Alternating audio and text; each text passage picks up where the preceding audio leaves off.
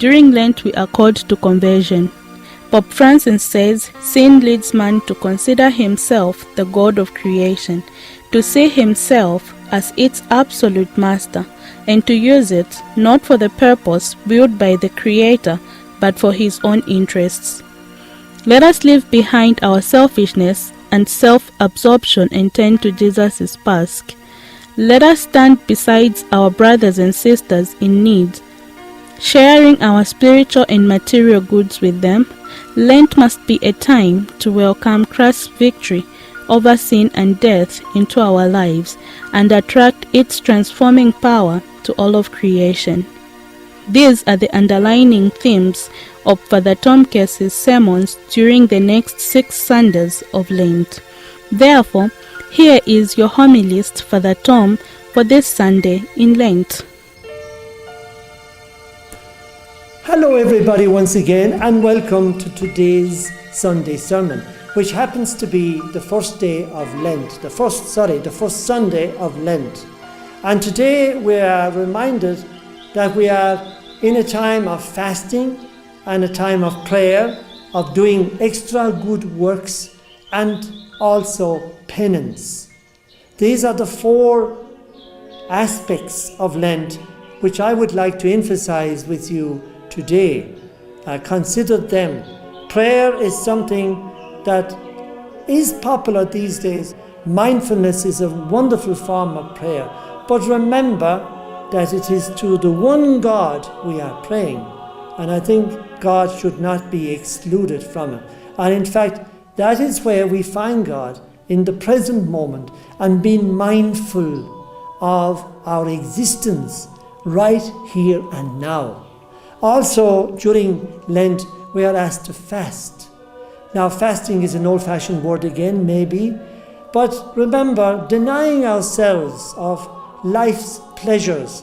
Maybe we feel we cannot do without drinking, or eating, or TV, all the various forms of pleasure that we use almost to get us through life.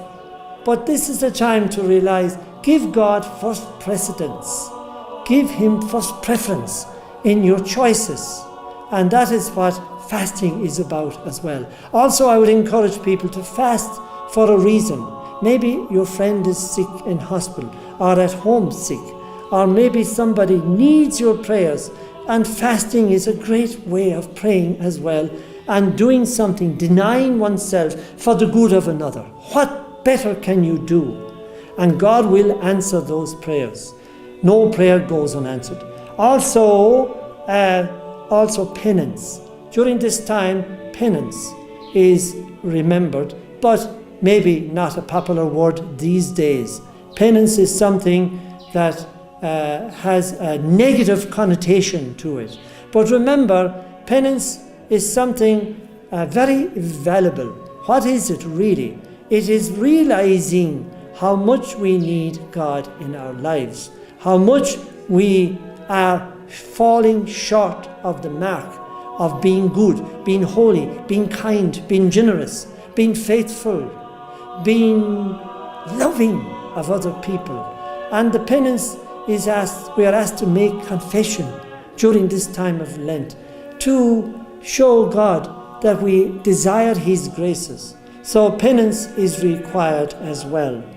I'm not sure if I said good works, visiting the sick, visiting people who are lonely, and maybe helping people who are poor and hungry and homeless. The refugee especially.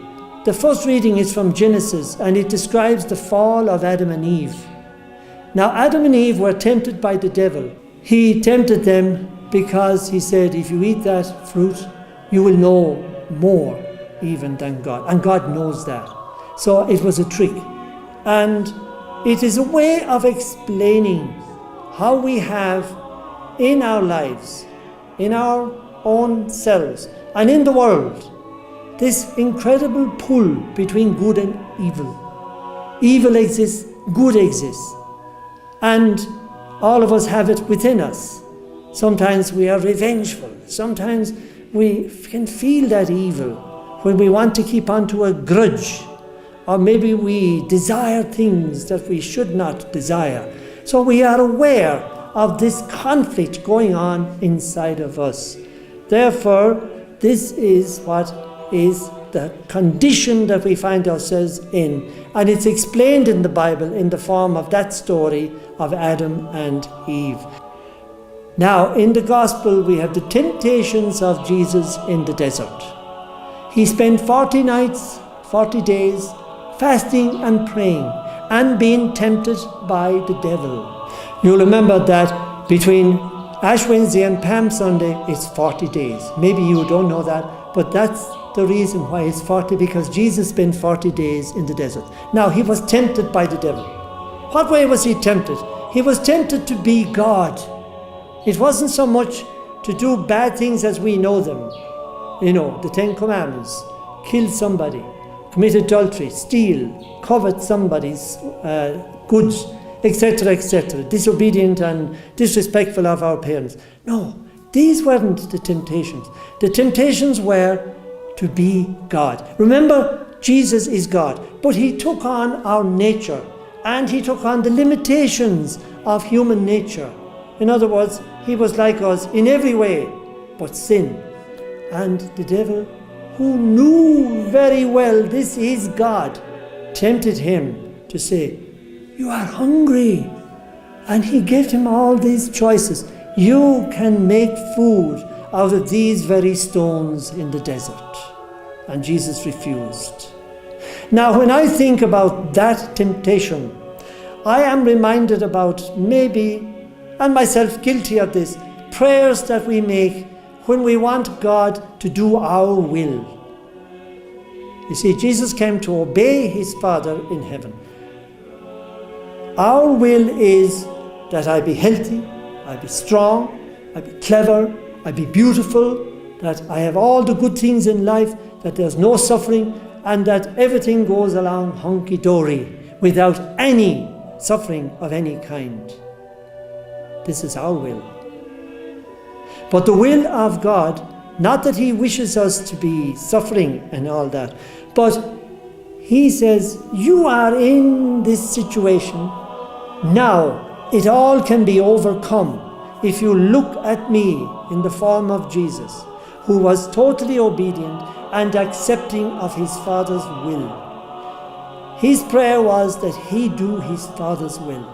Our prayers may be that God does our will, which is totally wrong. I remember in my young days, we had a very close friend of our family who got very sick. This man was quite young. He had just reached his 30s. He had a very difficult heart condition, and he was in hospital when my mother visited him one time, and he said to her, "I am now ready to die. I don't care. I'm very happy, in fact, to die." He had been speaking with the sister in charge in the hospital, and she had helped him, obviously, to come to this realization. This is another example of carrying your cross and doing God's will, and willingly. God provides. God provides. Many people go to Lourdes expecting to be healed, maybe. And a lot of people come away from Lourdes and are healed of their physical ailments.